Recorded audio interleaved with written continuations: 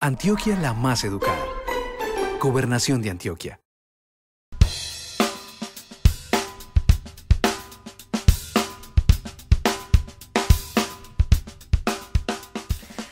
Continuamos nuestra programación con la conferencia inaugural, La argumentación, una ruta pedagógica para favorecer el aprendizaje significativo, a cargo de la profesora Berta Lucila Henao, quien se desempeña como profesora investigadora de la Facultad de Educación de la Universidad de Antioquia, licenciada en Química y Biología y doctora en Enseñanza de las Ciencias de la Universidad de Burgos, España, convenio con la Universidad Federal del Río Grande do Sur. Cuenta a su haber con la dirección de varios trabajos de grado, de tesis de maestría y de publicaciones en revistas nacionales e internacionales en torno a la investigación en el campo de la argumentación en ciencias para favorecer el aprendizaje significativo. Los dejo entonces en compañía de la profesora Berta Lucila Henao. Un feliz día para todos.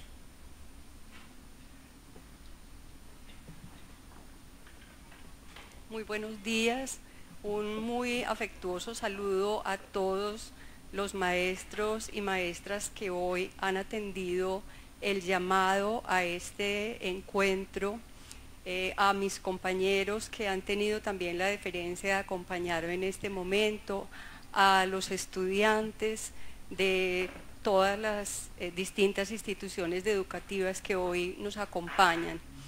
Especialmente quiero dar las gracias a los organizadores de este evento por haber creído que es importante y que es posible compartir con ustedes algunos de los trabajos que venimos realizando en la Universidad de Antioquia y que hoy tendrán la oportunidad de ser compartidos a modo de caminos y posibilidades que pueden ser transitados para trabajar de una manera, digo, diferente a la tradicional, diferente a la que ha sido hegemónica y que en general podríamos reducir a una enseñanza dogmática de las ciencias naturales. Presentamos entonces esta perspectiva solamente como en el sentido de una posibilidad, entre otras muchas, de proponer para los maestros y para los estudiantes un camino de enseñanza y aprendizaje que tenga en la base de su trabajo un cuestionamiento, la posibilidad de ser personas críticas, propositivas y la posibilidad de actuar de acuerdo con las demandas que hoy nuestro país requiere. La ponencia que voy a presentar entonces tiene realmente un propósito fundamental y es mostrar que el aprendizaje significativo y sobre todo el aprendizaje significativo crítico y la argumentación tienen un carácter sociopolítico y un compromiso con la Colombia que hoy estamos trabajando, es decir, una Colombia por la paz.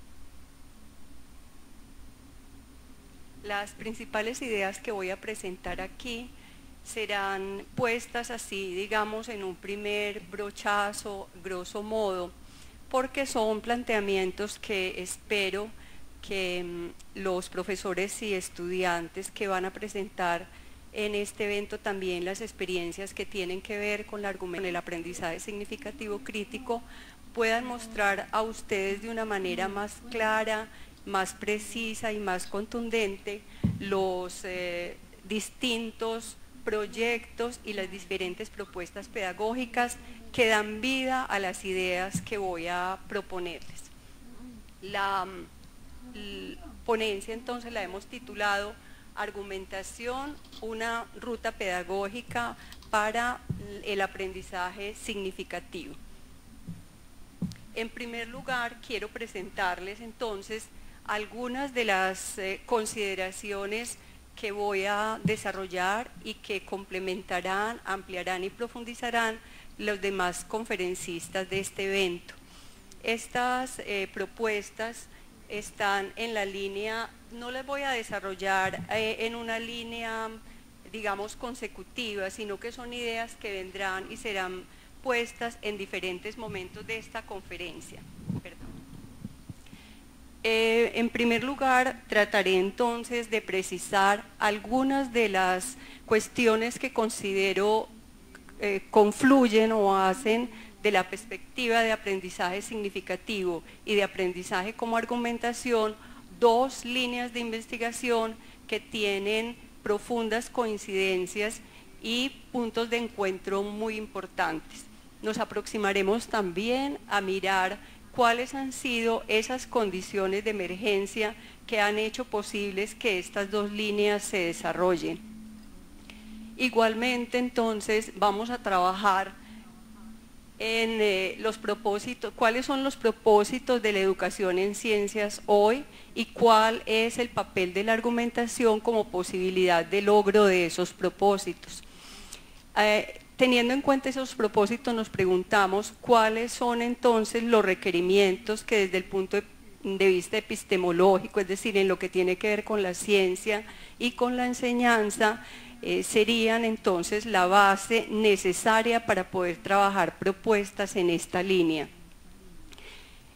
En relación con esa postura epistemológica, consideramos que reivindicar y dar un lugar especial al lenguaje y a la argumentación son una necesidad urgente para poder pensar en este tipo de propuestas. Esa reivindicación y el lugar importante que tomará la argumentación y el lenguaje en la construcción de conocimientos tiene que ver también con un asunto clave, y es el papel de la razonabilidad o de las racionalidades no formales en la construcción de conocimiento científico.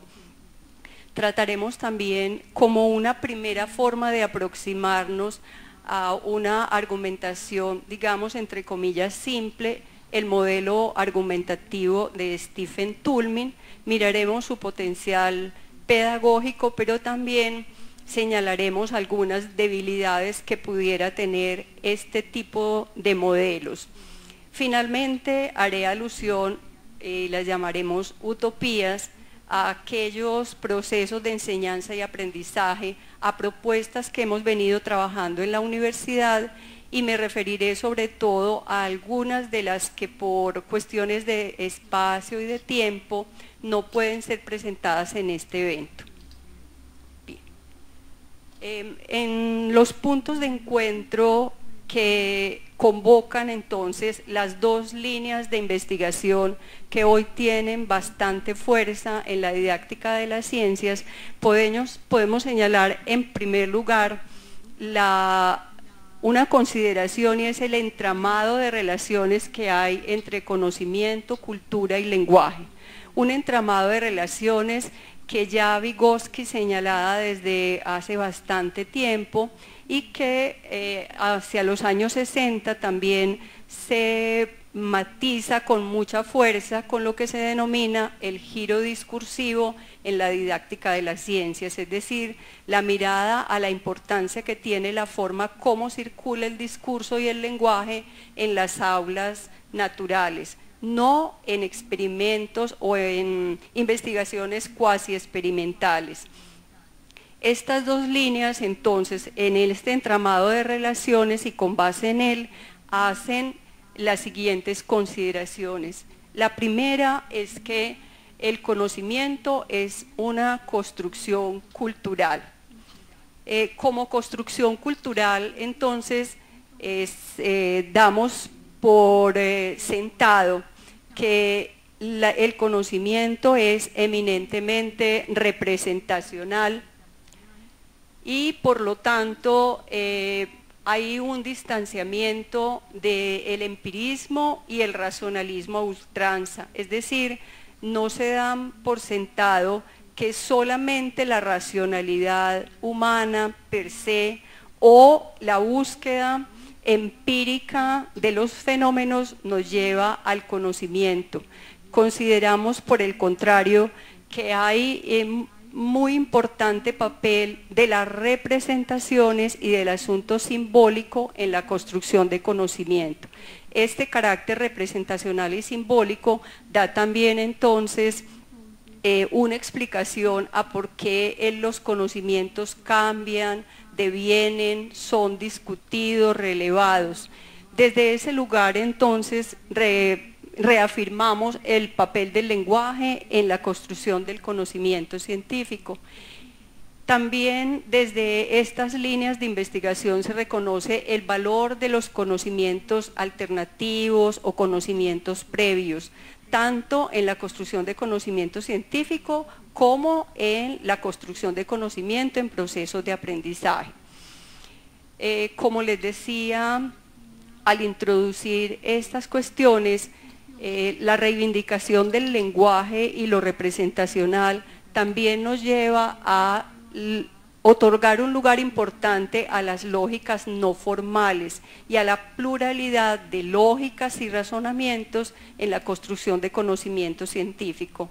Una visión diferente a la que generalmente se propone cuando dice que hay un razonamiento científico y generalmente se les relaciona solo con la lógica formal.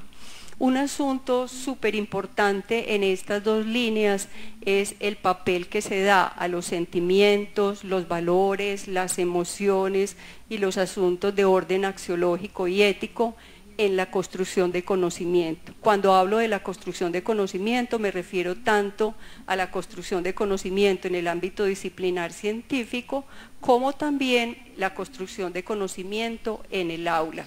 Hasta aquí algunas de los puntos de encuentro.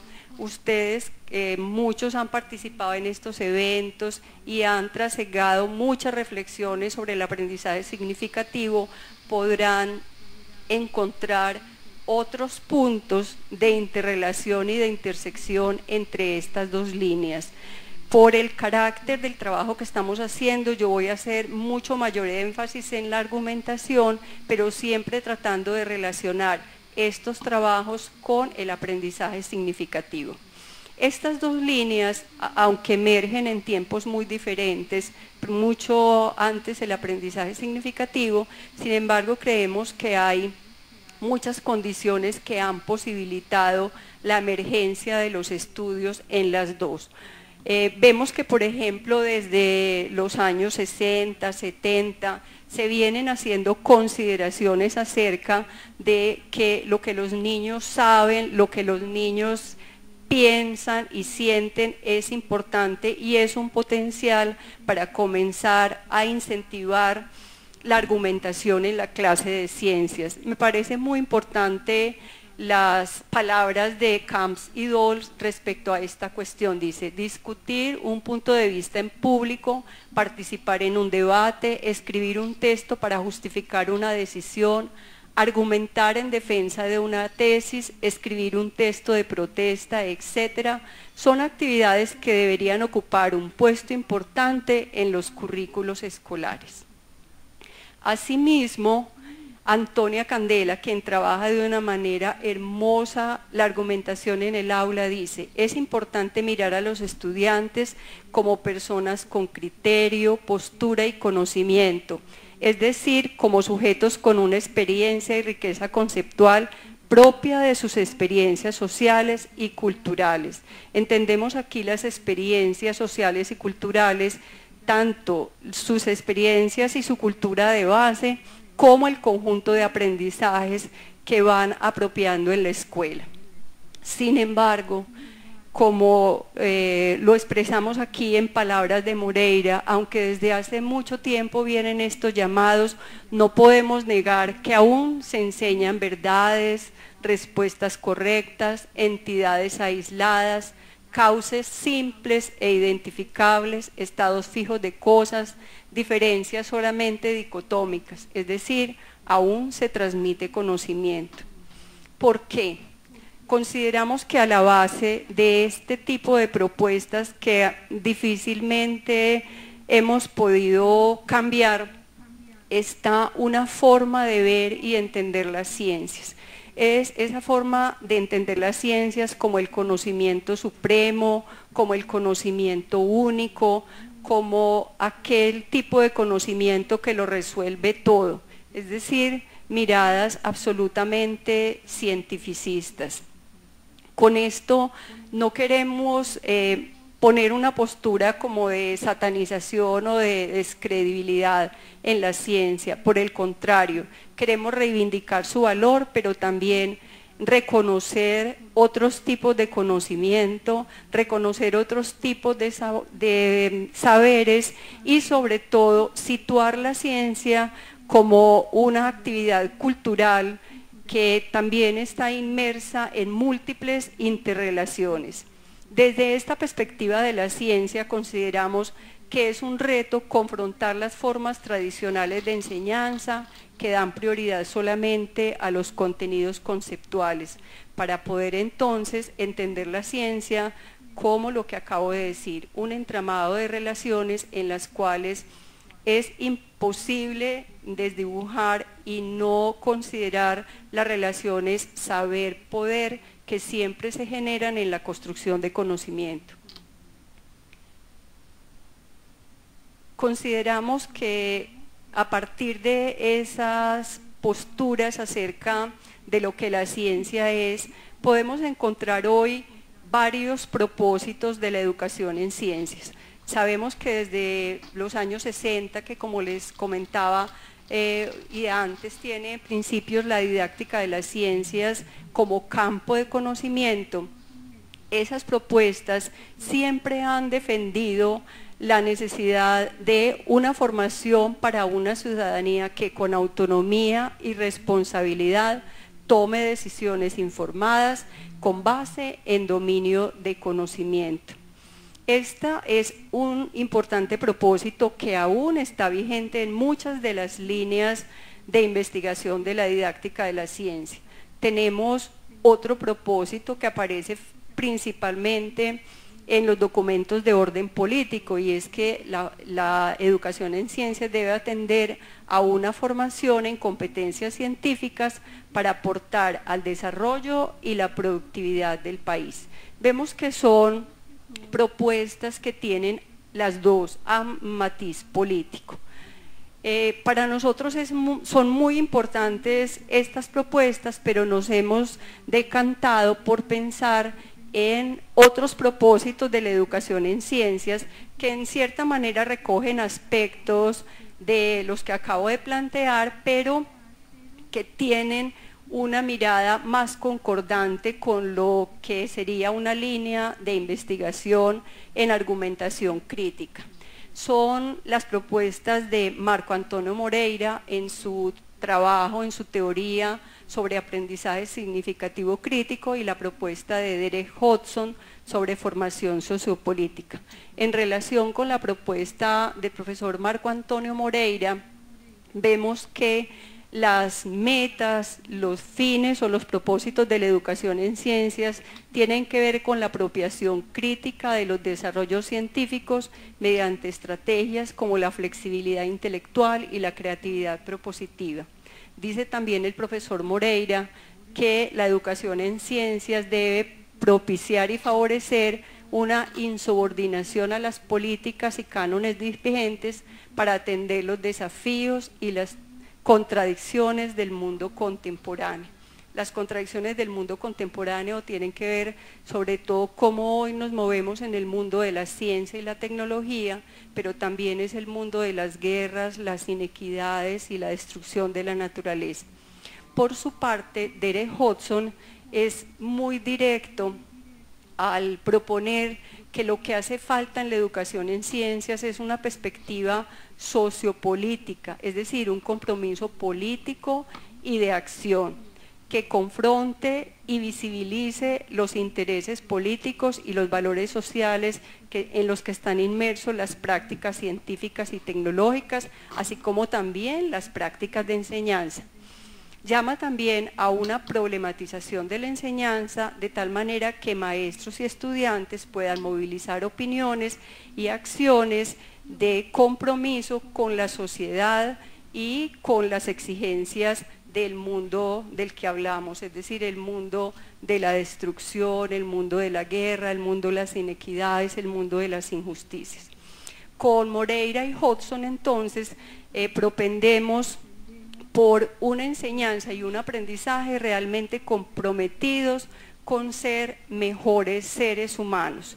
Las ideas de Hodgson las resume este autor en la posibilidad de trabajar en la educación en ciencias desde 3 ejes inseparables que son el que tiene que ver con apropiar críticamente el legado cultural que han construido los científicos, en aprender a hacer ciencia y tecnología y en aprender sobre las ciencias y la tecnología, es decir, aprender y hacer juicios de valor acerca de cómo se ha construido el conocimiento científico, de tal manera que estos 3 ejes sean inseparables, pero que también sean explícitamente trabajados, de tal manera que no se invisibilice uno por hacer énfasis en el otro, que es lo que nos ha pasado muy tradicionalmente.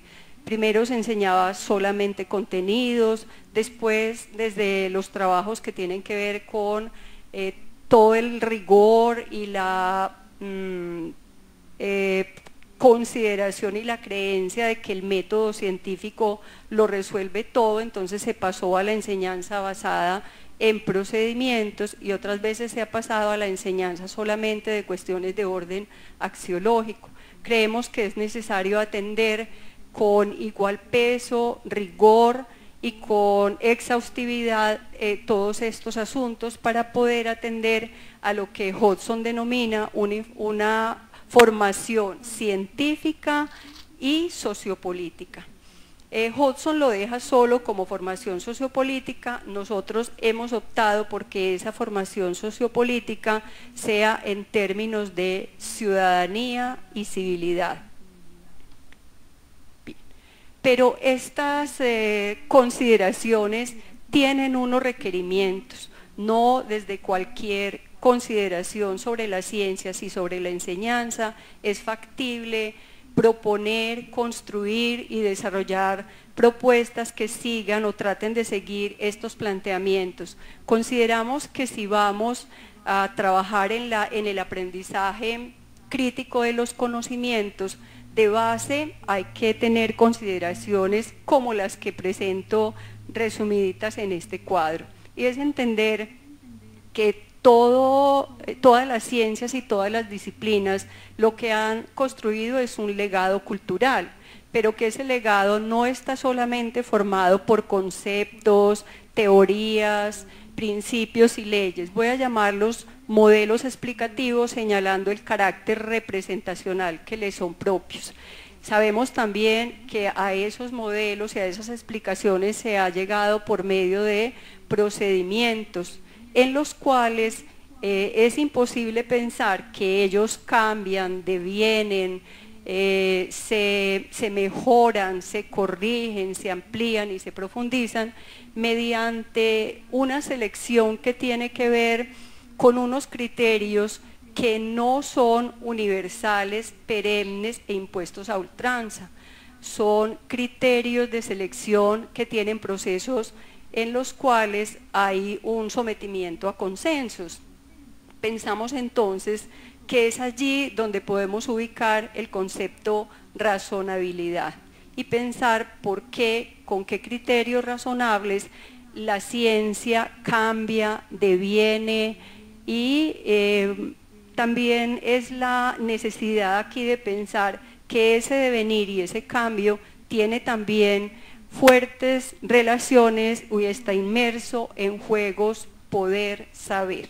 Sabemos que no a todo el mundo se le acepta en un congreso, sabemos que las revistas tienen unos criterios de selección a veces no santos, sabemos que lo que tiene que ver con orden económico también están a la base de qué tipo de conocimientos se imponen y cuáles no.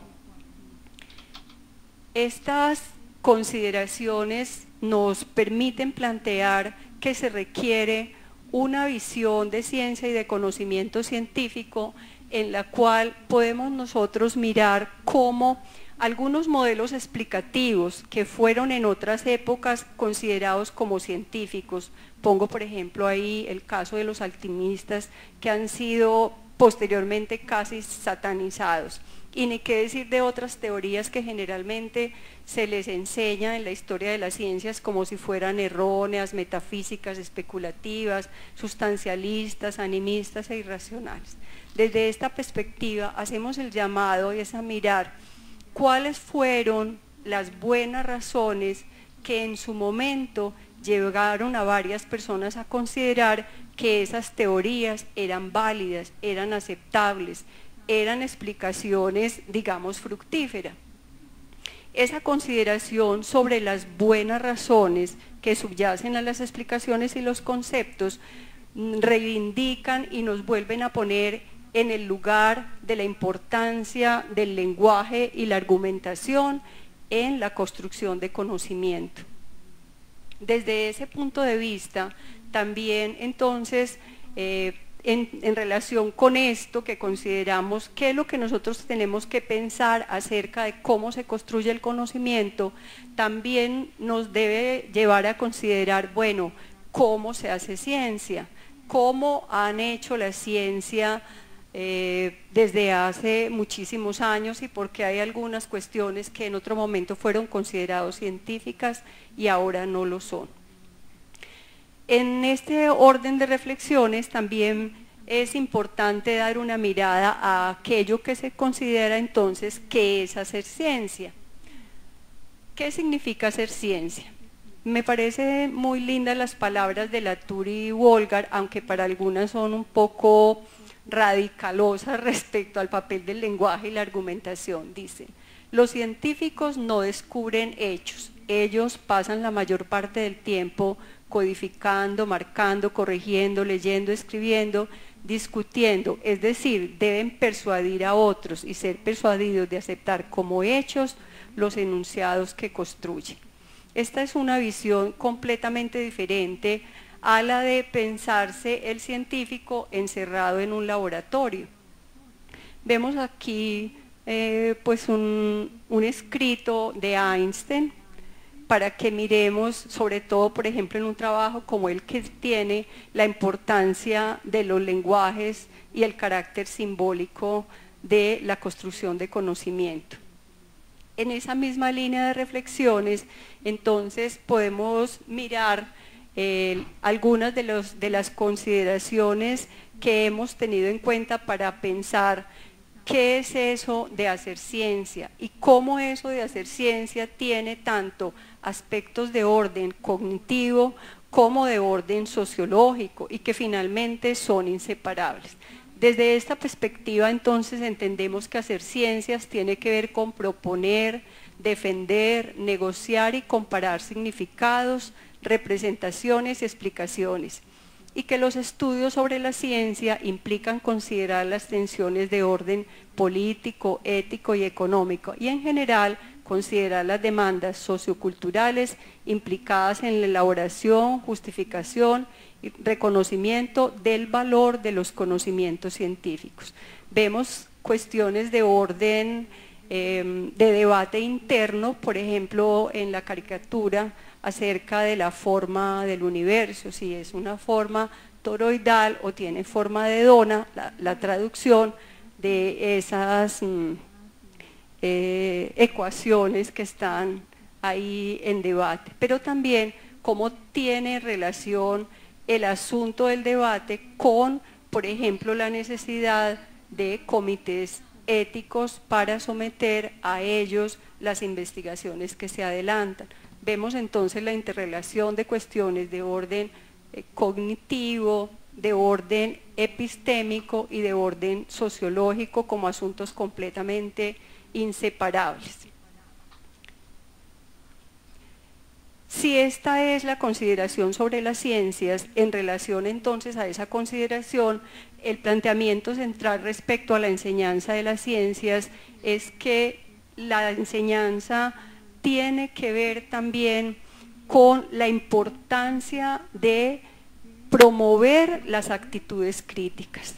la ciencia no cambiaría si no fuera por la actitud crítica y propositiva de los científicos, y de igual manera no puede haber aprendizaje si no hay el fomento y el favorecimiento de posturas críticas, es decir, de posturas razonables, de la posibilidad de acudir a las buenas razones en esos procesos de aprendizaje. Desde esta perspectiva, entonces, consideramos que aprender ciencias implica aprender a argumentar. No es lo único, pero es una cuestión importante en los procesos de aprendizaje. En relación con esto, retomamos las palabras de Stephen Toulmin, que es el epistemólogo y filósofo del que se derivan casi todos los planteamientos que hoy estoy presentando. Dice él: los hombres demuestran su razonabilidad no ordenando sus conceptos y creencias en rígidas estructuras formales, sino por su disposición a responder a situaciones nuevas con espíritu abierto. Estas consideraciones que he planteado voy a ponerlas en términos de qué tanto entonces la argumentación en el aula no serviría para proponer y para favorecer entonces la construcción de conocimiento en el aula de clase. Entendemos entonces que la construcción de conocimiento tiene que ver con procesos epistémicos y que finalmente es una posibilidad entonces de ver el conocimiento en el aula como un proceso de hacer ciencia. Estos procesos epistémicos los podemos relacionar, por ejemplo, con la forma como una respuesta, una hipótesis, un punto de vista está siempre necesitado de datos o de alguna información que lo sustente. Otro proceso epistémico tiene que ver con la posibilidad de identificar principios o reglas que permitan llegar a resultados. También tiene que ver con codificar información con base en conocimiento, con relacionar datos empíricos con los que provienen de otras fuentes, con usar los modelos y los conceptos para soportar conclusiones, la evaluación de enunciados teóricos a la luz de nuevos datos empíricos, la posibilidad de evaluar distintas alternativas de solución y la forma como podemos modificar o cambiar nuestros puntos de vista o aseveraciones a partir de datos nuevos. Vemos que si ustedes hacen una lectura rápida, dice, eso yo lo hago de alguna manera en el aula, solo que a veces no somos entonces, o no lo hacemos intencionalmente. La idea es que a partir de estas ideas podamos entonces fomentar mucho más estos procesos que parecen simples, pero que son profundamente importantes para poder pensar que sí estamos haciendo procesos de construcción de conocimiento en el aula, procesos que tienen que ver profundamente con la argumentación.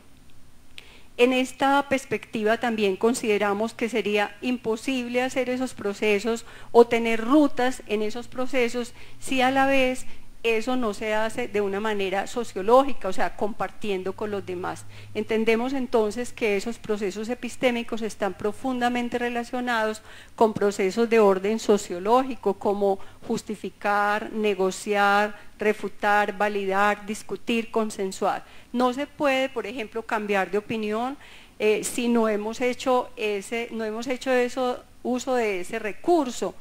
Valorar ¿qué es eso que estoy pensando en contraposición con otros puntos de vista? Entendemos entonces que si tenemos, digamos, claridad sobre que tanto los procesos epistémicos como procesos de orden cognitivo, como estos asuntos de orden sociológico, están a la base de la construcción de conocimiento, pero que fundamentalmente, desde nuestro punto de vista, deberían propiciar no solamente esa construcción de conocimiento, sino que deberían estar propiciando una formación para la ciudadanía y la civilidad. En este orden de cuestiones, quiero plantear una de las estrategias pedagógicas y didácticas que hoy, digamos, ha tenido mucho uso tanto en la investigación como en las propuestas de aula de muchos maestros, y es la propuesta de argumentación sustantiva y no formal elaborada por el filósofo Stephen Toulmin. Su propuesta nunca fue realmente como para enseñar a argumentar y mucho menos para que fuera usada en la educación. Su propuesta como filósofo fue el de reivindicar, es decir, volver a dar valor a esas argumentaciones de tipo pragmático que habían sido puestas a un lado por la búsqueda de la rigurosidad y el, digamos, el imperio que ha tenido y que sigue teniendo por su importancia, porque no podemos de ninguna manera desconocer la importancia de la argumentación formal. Para Toulmin es muy importante tener en cuenta que los argumentos son situados, es decir, tienen un carácter contextual. No un argumento de la ética, entonces tiene que ser defendido con asuntos que tienen que ver con este campo. Un asunto científico de las matemáticas tendrá que ser defendido también con elementos y con sustentos que tengan devengan o se deriven de estos campos de conocimiento. Para Toulmin es importante entonces salir de las aseveraciones dogmáticas y de aquellos puntos de vista que se cumplen sí o sí. En ese sentido, considera que lo más importante de una argumentación, además de la sustentación que está dada por medio de datos y garantías, es que podamos matizar las conclusiones, es decir, por ejemplo, decir posiblemente se cumple, la mayoría de las veces es así, o es mi punto de vista, o como lo proponen fulano y perano. Son entonces consideraciones que disminuyen ese carácter de verdad a ultranza, pero esta situación tiene que estar también apoyada en la consideración acerca de en qué casos, por ejemplo, eso que yo estoy dando como respuesta, esa opinión, esa hipótesis o esa tesis no se cumple. Hablamos entonces de la importancia que tiene la refutación en este tipo de procesos argumentativos. A diferencia entonces de la, digamos, de la argumentación formal y específicamente de los silogismos, también es necesario y es muy importante decir de dónde estamos tomando unos datos y de dónde estamos tomando una información teórica, una creencia, una ley, un significado que me está apoyando un punto de vista. No voy a detenerme mucho en el modelo argumentativo. Si ustedes tienen preguntas en la parte del conversatorio lo podemos profundizar un poco, pero yo espero que en los talleres ustedes van a trabajar en profundidad este tipo de esquemas que apoyan con bastante rigor y con muy buen potencial las posibilidades de una argumentación simple. Como voy a mostrar ahorita, este esquema tiene también además de las potencialidades que las van a ver, yo creo que muy amplio y profundamente en los talleres, también tiene sus debilidades, es decir, sus puntos en los cuales han sido también objeto de crítica. Voy a mostrarles aquí, a modo de ejemplo, una argumentación acerca de la respuesta que da un estudiante a la pregunta si el agua que viene de la llave es una mezcla o es una sustancia. La estudiante que hace el esquema dice, bueno, es una mezcla, y va a defender el punto de vista que el agua que viene de la llave es una mezcla. Para ello hace uso entonces de unos datos que ven allá. Dice que tiene los siguientes solutos, además informa que estos datos los tomó de un libro. Si el agua que viene de la llave tiene esta cantidad de solutos disueltos, afirma ella, es una mezcla, pero para eso entonces toma en consideración algunos asuntos teóricos que tienen que ver, bueno, ¿y qué es una mezcla? Para yo poder decir que si tiene estos componentes no es una sustancia, sino una mezcla. Como pueden ver en el recuadro, ella hace uso de algunos conceptos, pero unas consideraciones que desde el punto de vista disciplinar son inadecuados. No obstante, podemos decir que son consideraciones que vienen al caso, que son pertinentes, pero desde el punto de vista científico inadecuados, porque si ven, no hay allí, digamos, una consideración precisa sobre lo que es en química una mezcla. Trae como respaldo la teoría química sobre las soluciones, pero no da mayor información acerca de, por ejemplo, qué autores o qué investigadores o qué científicos han propuesto, por ejemplo, la discusión de ese entramado conceptual en el cual nosotros generalmente relacionamos mezclas, sustancias, elementos, etc. Cuando la estudiante piensa en la posible refutación, devela con, digamos así, con absoluta certeza para cualquier evaluador la incomprensión que tiene acerca de qué es una sustancia o una mezcla. Dice, la posible refutación es a no ser que la muestra se haya tomado de una fuente natural. Aquí devela cómo confunde el agua natural, el agua de una fuente natural con sustancia. Es muy común encontrar, por ejemplo, que se confunda sustancia con, en el caso del agua, con agua potable. Nosotros esperaríamos, por ejemplo, que hubiera propuesto como refutación, a no ser que se tenga un dispositivo muy sofisticado que pudiera purificar esa mezcla. Sabemos también que hablar de las sustancias puras es una cuestión casi que de idealización, un alto nivel de abstracción. Consideramos que un tipo de ejercicios como este es una estrategia cognitiva y metacognitiva para los profesores. Ayuda al estudiante cuando ella analizaba esto y decía, ay sí, aunque yo sé que es una mezcla, a la hora de precisar no uso bien el concepto, y la confusión final con la posibilidad de refutar pues es bastante clara acerca de las incomprensiones. Esto nos parece muy importante porque generalmente, por ejemplo, este tipo de preguntas se hacen del tipo falso o verdadero. Y claro, pues dice, sí, es una mezcla y uno se queda a veces tranquilo pensando que comprendieron cuando a la base están profundas incomprensiones. Más allá de la consideración de esta rejilla, me parece importante resaltar este presupuesto. La calidad de los procesos de enseñanza se relaciona no con la actitud con la que se manejan los conceptos específicos, sino con las actitudes críticas con que los estudiantes aprenden a juzgar aún los procesos expuestos por sus propios maestros.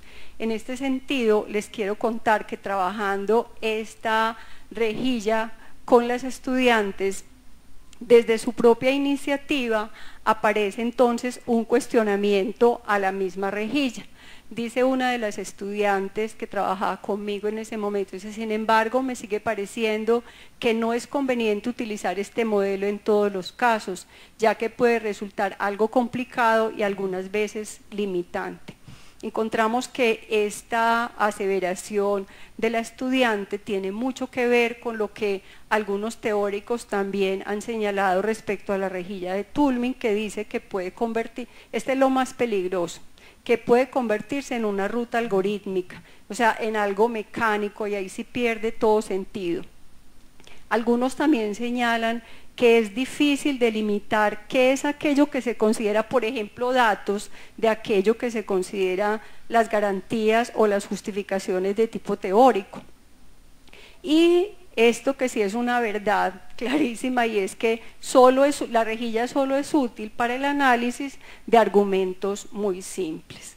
Por lo tanto, consideramos que esta rejilla es un buen paso para empezar a trabajar argumentación sustantiva y no formal, pero que tiene que ser complementada con otros tipos de propuestas para incentivar la argumentación en el aula, pero sobre todo consideramos que es muy importante tener en cuenta lo que dice Michel Foucault acerca de la argumentación. Él habla de la argumentación como estética de las buenas razones que sustentan la crítica, entendida esta, es decir, la crítica como arte de inservidumbre voluntaria, como formas de lucha y de resistencia y como posibilidad de autonomía.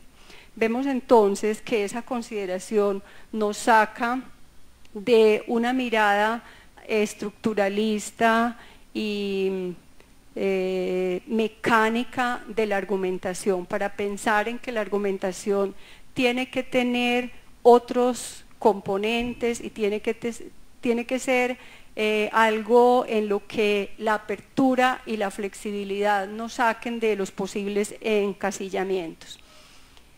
A partir de aquí entonces yo quiero presentar las rutas por las que hemos venido trabajando, pero en primer lugar voy a presentar la fundamentación teórica más precisa respecto a esas rutas.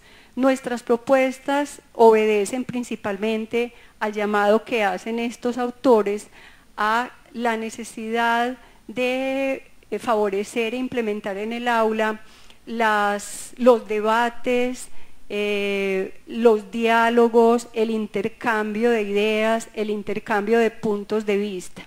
Para estos autores, potenciar la enseñanza de las ciencias desde las tres dimensiones en las que ahorita les hablaba, tiene una ruta importante. Vuelvo a decir, es una ruta y hay muchas otras formas, y es la ruta que tiene que ver con traer a las aulas de clase las discusiones sobre asuntos sociocientíficos. ¿Qué son los asuntos sociocientíficos? Los asuntos sociocientíficos son asuntos, problemas y consideraciones de orden científico que tienen que ver con que de alguna manera abocan a los científicos o a las personas en general a dilemas y controversias, específicamente a dilemas de orden ético. En la posibilidad de gestionar, tanto en construcción de conocimiento científico como en el aula, siempre estarán entonces atravesados por la argumentación.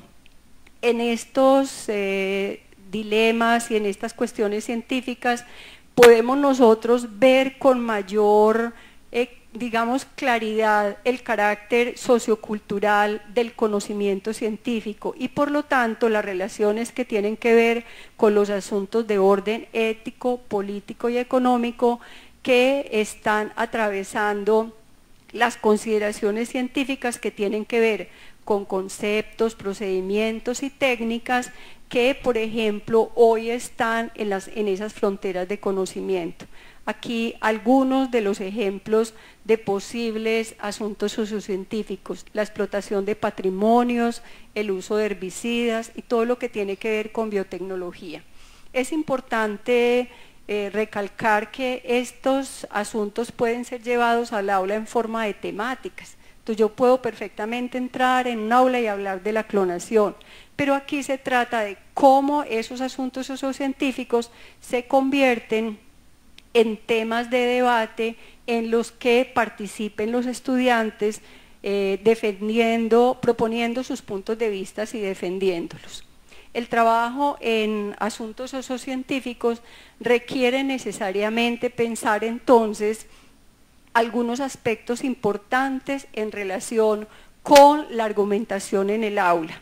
Voy entonces a plantear las siguientes consideraciones y a mostrar, aunque sea de manera muy tenue, algunos de los trabajos que han estado entonces por lo menos gestionando y tratando de mirar las posibilidades de que estos trabajos permitan un aprendizaje significativo y la construcción de conocimientos en los niños, pero sobre todo fomentando esa formación sociopolítica de la cual hablamos.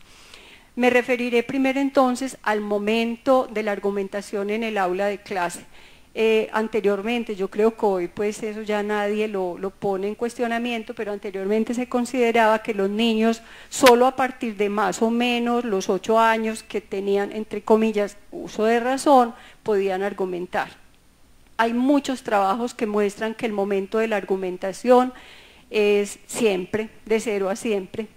Y aunque nosotros hemos trabajado solamente de tercero de primaria en adelante, quiero hacer alusión a algunos de los trabajos diferentes a los que les van a presentar ahora los demás investigadores que van a intervenir. Tenemos un trabajo, por ejemplo, de argumentación sobre el concepto del oído, específicamente discusiones sobre el maltrato como asunto sociocientífico realizado por Sandra Mesa y Erika Seña en el municipio de Caucasia, un trabajo muy bello con niños de 9 a 11 años, en un municipio en el que, como ustedes saben, las corralejas son una parte importante de la cultura. Entonces empezar a hablar sobre eso fue una cosa muy linda, de ahorita les voy a mostrar como algunos de los argumentos de los niños. Otro trabajo tiene que ver específicamente con el uso del glifosato y cómo las discusiones sobre el uso de glifosato pueden entonces ser relacionadas como un asunto interdisciplinario. Trabajaron con profesores de lenguaje, con profesor de ética, etcétera, en un trabajo que se hizo con niños y niñas de 8º grado del municipio de Caldas. Otro trabajo lo hizo James Esteban Arango y tiene que ver con los problemas de la minería. Otro es la formación, está en este momento en proceso y es hacia una formación científica civilista, discusiones sobre el cuidado del patrimonio cultural, biocultural, y está siendo realizado con niños que pertenecen a un club científico en el municipio de Río Negro.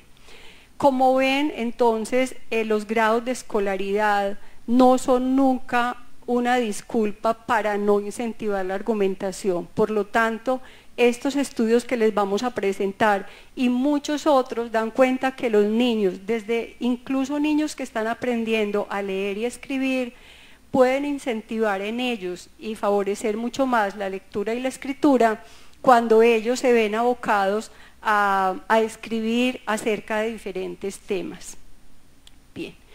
Otro asunto importante acerca de la argumentación es la posibilidad de incentivarla tanto con situaciones espontáneas que al profesor se le ocurren en el aula, como aquellas deliberadamente construidas.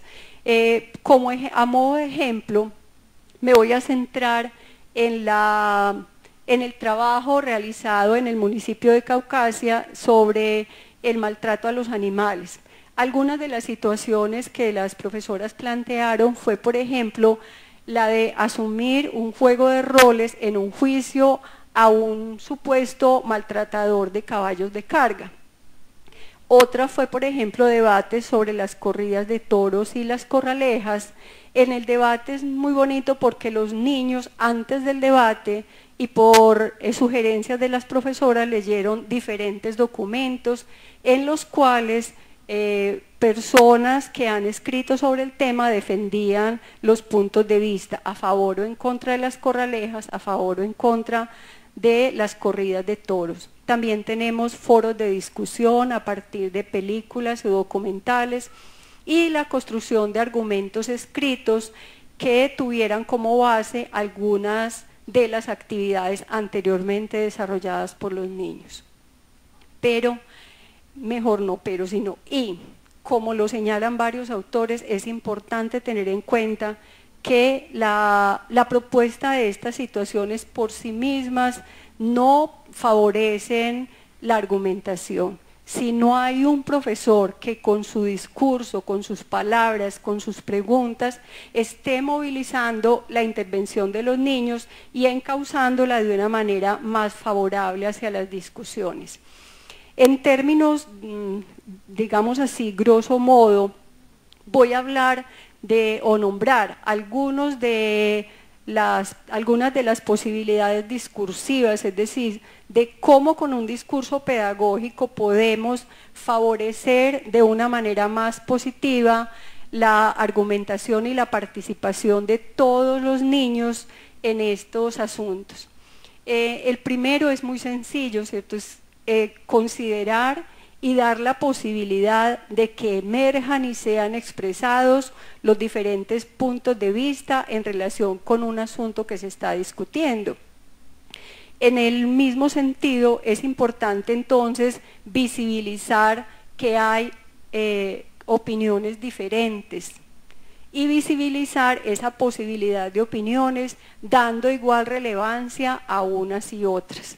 En este punto yo quiero enfatizar la importancia tan grande que tiene en estas discusiones poner a los estudiantes en el lugar del oponente.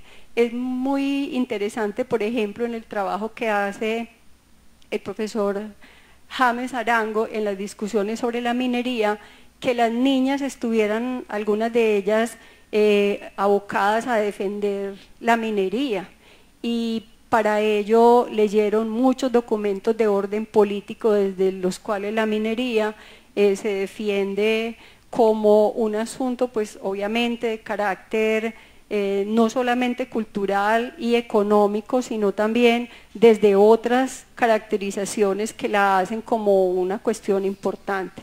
Cuando por lo general en estos debates se tiende a pensar que siempre lo que vamos a tratar, por lo menos desde la enseñanza de las ciencias, a mirar es los peligros que tiene para el medio ambiente esa práctica cultural. Es muy importante también, como en el discurso pedagógico, que los profesores promovamos la búsqueda de informaciones, o sea, desde dónde yo puedo seguir sosteniendo mi punto de vista.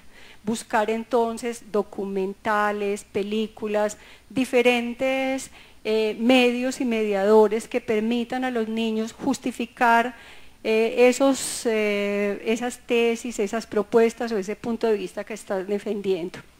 Finalmente, entonces, ustedes van a ver mucho más desarrollado las posibilidades de este discurso y ya con ejemplos concretos en las siguientes exposiciones. Lo importante es tener en cuenta que el discurso del profesor lo que debe estar incentivando realmente es la flexibilidad intelectual de los estudiantes, es decir, que ellos entiendan por qué consideraciones que nos parecen irracionales, como por ejemplo esa cultura de las corralejas, tiene unas, entre comillas, buenas razones que son defendibles. En este sentido, considero súper importante también mostrar que además de los discursos del profesor, los discursos de los estudiantes promueven con muchísima fuerza esa posibilidad discursiva de sus demás compañeros.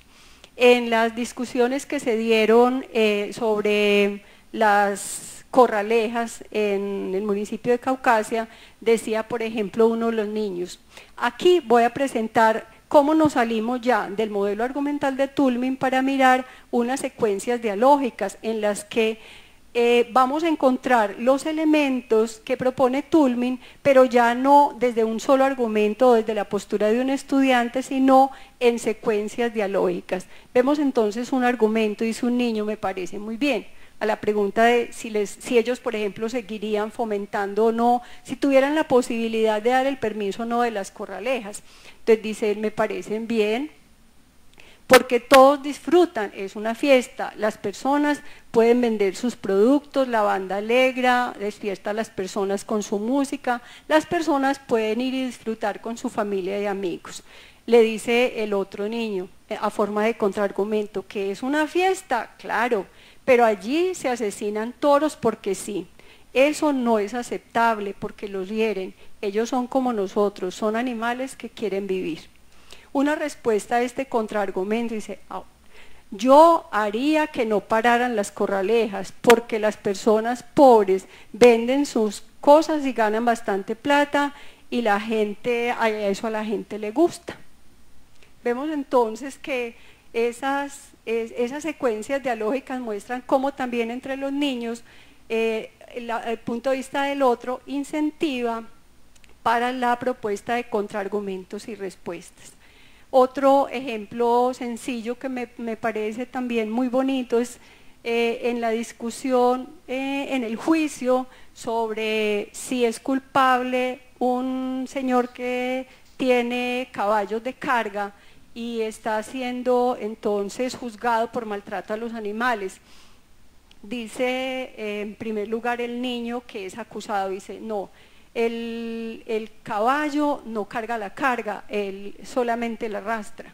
Dice otro de los participantes, el decreto reglamentario, la apreciación que hace en su artículo 3 considera maltratadora a aquella persona que obliga al animal a hacer trabajos excesivos o superiores a sus fuerzas, a golpear, herir o mutilar.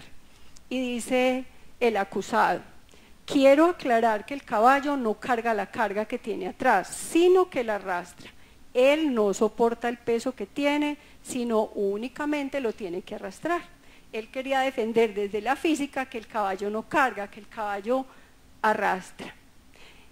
Me parece un ejemplo muy bonito. Aquí no presentamos sino el argumento, pero detrás de él está que este niño que le tocó defenderse se fue a buscar en el pueblo al carromulero, a hablar con él.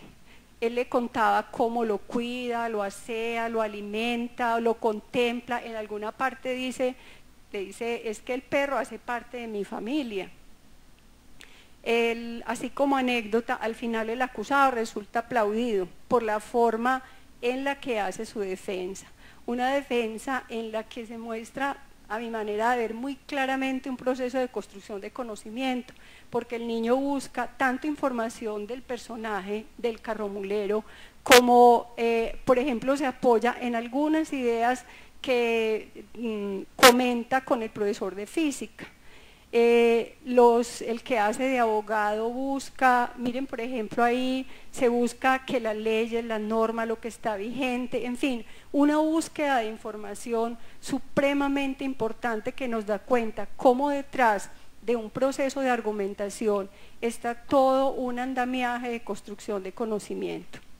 Bien, sobre estas propuestas, lo que nosotros queremos seguir incentivando y promover es la posibilidad de una formación científica no desligable de una formación sociopolítica, es decir, una formación que toda formación tiene un carácter político, pero nosotros queremos pensar en una formación que más allá de ciudadanos críticos y más allá de lo que Hodgson denomina críticos de sillón, sean sujetos comprometidos con acciones que se denominan acciones de civilidad, es decir, acciones que vayan más allá de los derechos y deberes que tenemos, sino que sean acciones que propendan por una ética no antropocéntrica, no centrada en el bienestar humano únicamente,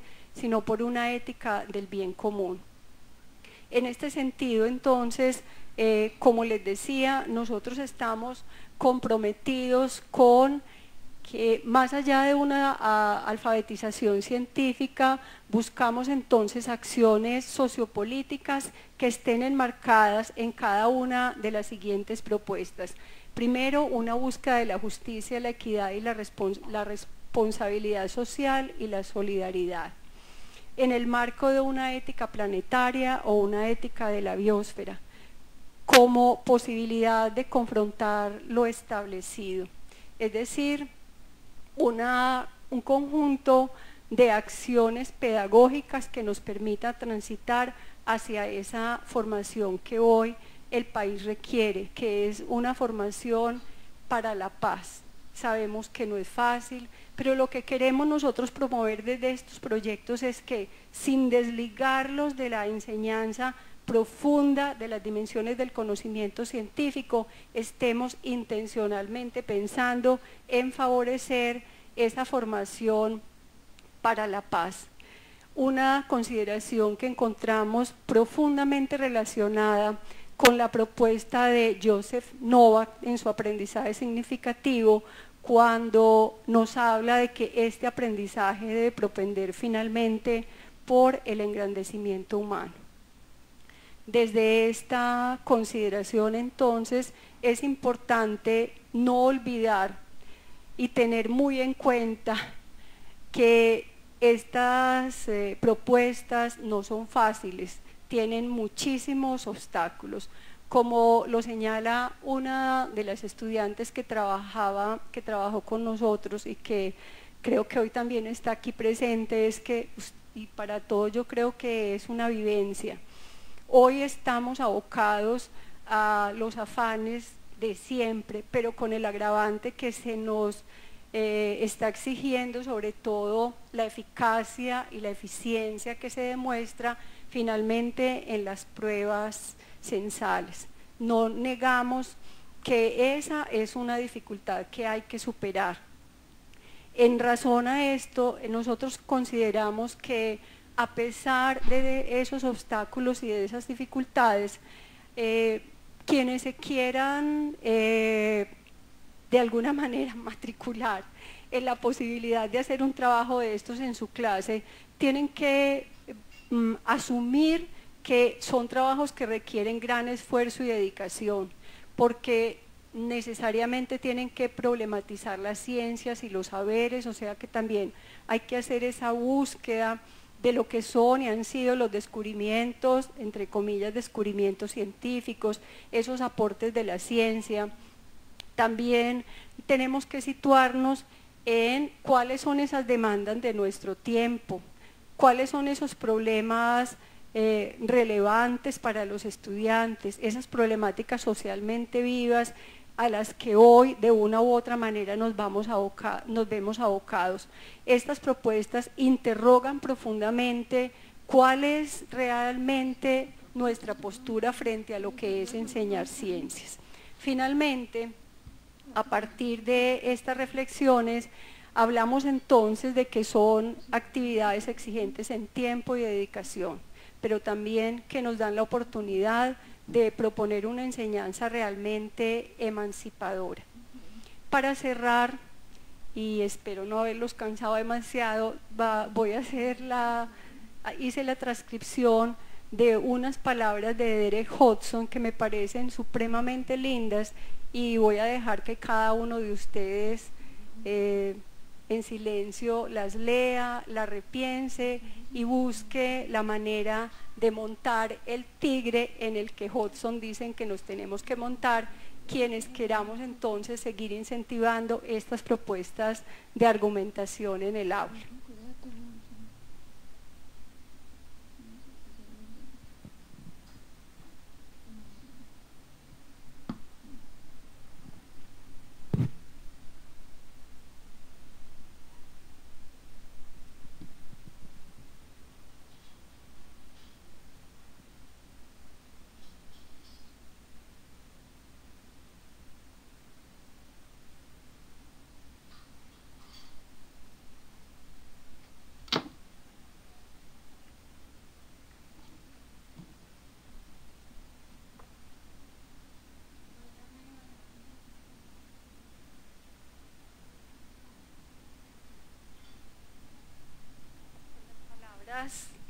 Con las palabras de Hodgson también quiero que miren la caricatura y la reflexión que de ella entonces se deriva. Cómo a veces también en la enseñanza de la ciencia no problematizamos, sino que naturalizamos lo que sucede y así lo enseñamos.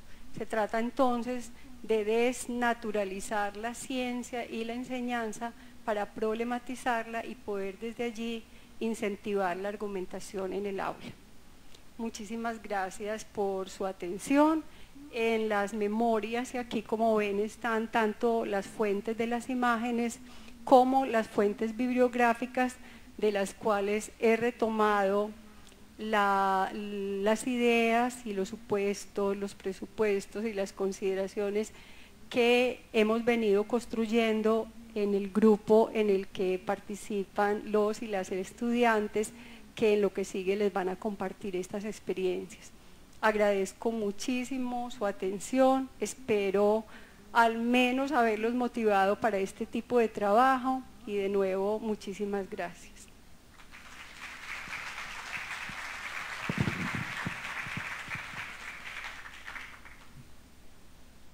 Antioquia la más educada. Gobernación de Antioquia.